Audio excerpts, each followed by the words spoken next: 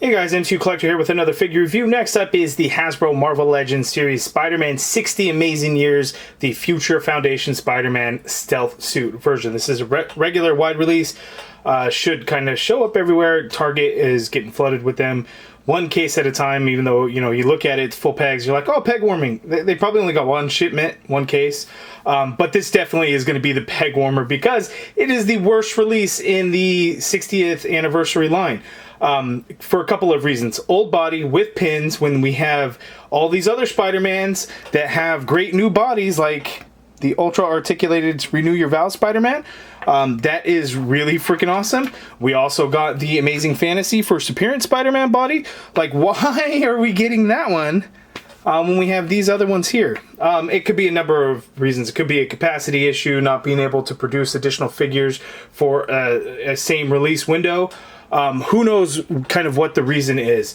But this is not the Spider-Man figure that we should be getting. I think it's safe to say most people don't want this version of Future Foundation. They want the regular version, not the stealth suit version. So Hasbro has actually released the Future Foundation Spider-Man 2 times. Now you're probably thinking, what? 2 times? I'm cheating because we have Marvel Universe. And I just kind of dug out a bunch of Marvel Universe figures out of an old tote filled with my kids' old toys. So they gave us one in the 3 3/4 inch line, and then we had one back. Which wave was this? Was this the Arnim Zola wave? The super like old school body that just doesn't hold up as well. Now it's not terrible, but the proportions are kind of weird. The ball joint hips really suck. And look, I'm having the hardest time just kind of getting them to stand. Like the neck, like lean forward. I never understood like what that was about. And it's kind of like I can't even get him to stand. Like that's ridiculous. Oh, there he goes. Nope, he didn't work. So we got those Future Foundations, but this is the suit that we wanted. The white and black, not the black and white. Why did we get the black and white? Who knows what the reason is? Although, and I'm merely speculating here, is we got a tease on the last Hasbro fan stream of a Future Foundation character. So could we be getting a Future Foundation set that includes Spider-Man in the white and black suit, or is it that that box set will be coming out and then to coincide with that box set we get a Future Foundation Spider-Man single release, whether it's in a wave or a fan channel exclusive or a retro card or something like that? And I would not be surprised if that's if that happens. Now, does that suck that we get the stealth suit and then first and then have to buy another Spider-Man for Future Foundation if that's what we want to do? Kind of, but again, Hasbro tends to do these things. Case in point, here is a Marvel Universe Future Foundation Spider-Man. So they released the regular white and black, and they also released the stealth version.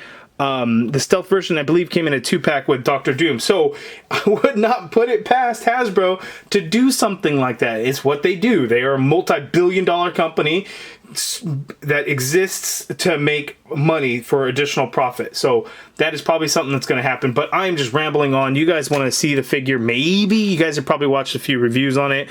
You probably heard a bunch of crap about it, saying that the paint apps are bad, it's all gummy and all of that. And for the most part, that's all true. Let's go through it really quickly right now. Okay, so here is a close look of the Spider-Man Future Foundation Cell Suit. The head sculpt, really good. No issues with the paint, of the white paint for the lenses.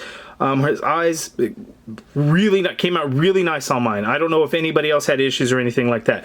The problem is going to be everywhere else. Now, the issue is when you have a black base figure, when you paint white, it's already going to look bad in certain areas because it's the white. You'll see the black will kind of bleed through, and you'll just see it, and it's not good. Hasbro has the capability of giving us nice crisp lines on certain things. But they just didn't do it here. So, like, look at this Silk figure, right? White paint over black. Look how good the lines are. They're nice, smooth, crisp lines, right? This guy does not have that, and I don't really understand why. Now the legs, the spider legs, for the most part are pretty good. Where it gets fuzzy is going to be kind of in these straight lines along the legs and stuff. Now I know the muscular sculpt of it could throw off when the paint is being applied. I also don't have any idea how that works in a factory. But it's not great. Like you can see a little bit of white overspray right there on the leg, and it's just not crisp lines like looking at the forearms. And that's kind of the difficult thing. Now I know some people had it much worse than mine. And that would really suck, because like here it's not like super terrible, but it's just not nice, crisp, and clean like Hasbro can do. It sucks because, you know, we get older stuff, so we get pins. The thing about it is the pins suck. When it's like matches the color, this doesn't bother me. It's when this kind of shit happens that it's annoying, right? The good thing, and I don't know if this is a good thing, it kind of blends in together because the black and white and the design, it almost hides kind of in the legs, not so much, but in the arms, because there is black in some of the sections. It's not terrible, but you know, that's not what we want to see, you know, when we know that they have pinless parts that kind of can avoid that. So it just kind of really sucks to see. Now I know Wade Unparalleled Universe had talked about this. It's like we get the ab crunch and not the diaphragm joint Spider-Man, which the design, the way these black lines work, would have worked perfectly with the diaphragm cut, I think. But you know, it's just one of those things, they chose not to do it. But I do wonder if it was a capacity issue, where, you know, they just couldn't get it to be able to do it and release it all in the same line when they have so many figures that they're producing. I really don't know. It could be one of those things. But looking at the rest, again, just not clean lines where the black and the white meet. Mine, again, is not terrible compared to so many others that came out really bad. So, you know, I'm actually looking in pretty good shape.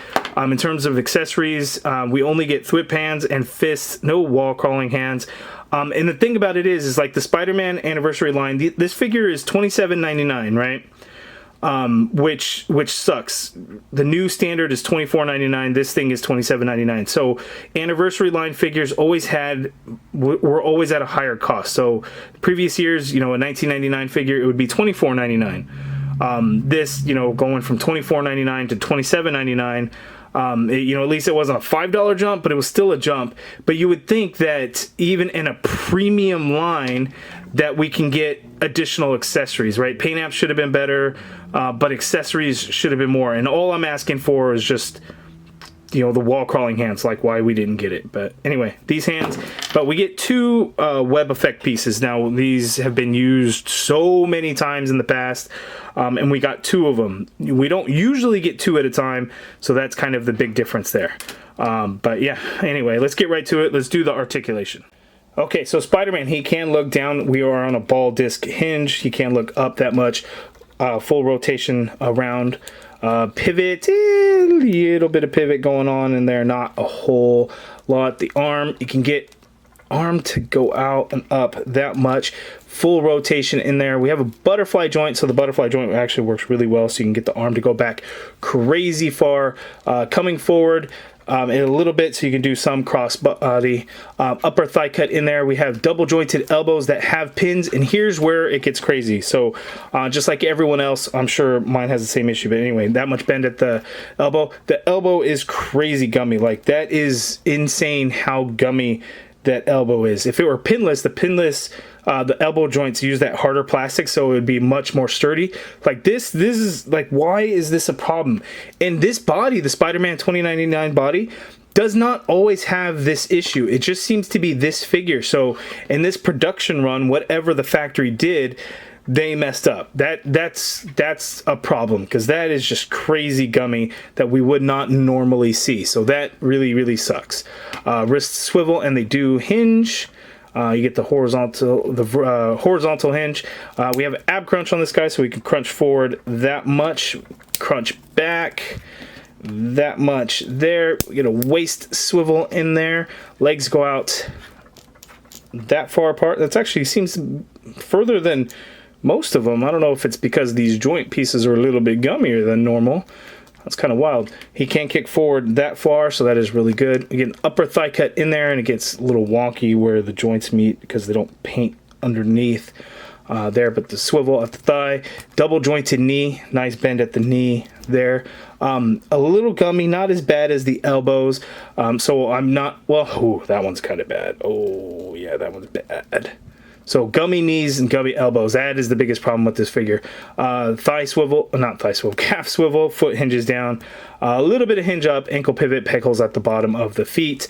So yeah, I didn't realize before that the knees were going to be so gummy on mine. So yeah, it's just, this particular figure is just plagued with issues. And it seems to be, you know, everyone having the same issues of gumminess and everything. While I think I got pretty lucky actually on the paint apps, I know a lot of folks have not. So it really sucks. And it's actually a pretty cool design. But again, I still argue that the better design is going to be in the white and black suit. I mean, come on, Hasbro. Why not give us this one? Why give us this one? There has to be a reason for it. And maybe the reason is because this figure exists. And it would just be nice to get an updated one. It's not like Hasbro's above doing updated figures. You know, we had the big time Spider-Man, the black and green. That one got a new figure, so why can't, oh, God, damn it, I can't get this one to stand. Why can't this one get a re-release with this body, or better yet, why can't it get released with this body? Maybe one day. But maybe there's a plan. You guys let me know down in the comments below. Do you think there's a plan? Or do you think it's just somebody made the call to do the stealth suit and that was that? I really don't know. Okay, so I'm just going to end the video here. You guys let me know down in the comments below. What do you think of this figure?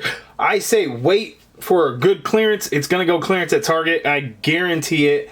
I'm sure it'll be able to be cheap. I think Dorkside even has it on sale already. It's just one of those ones that I don't think is going to sell real well. If it were the white and black suit, I think it would have sold a lot better. If it didn't have the pins and it used the ultra articulated body, it would have sold like hotcakes.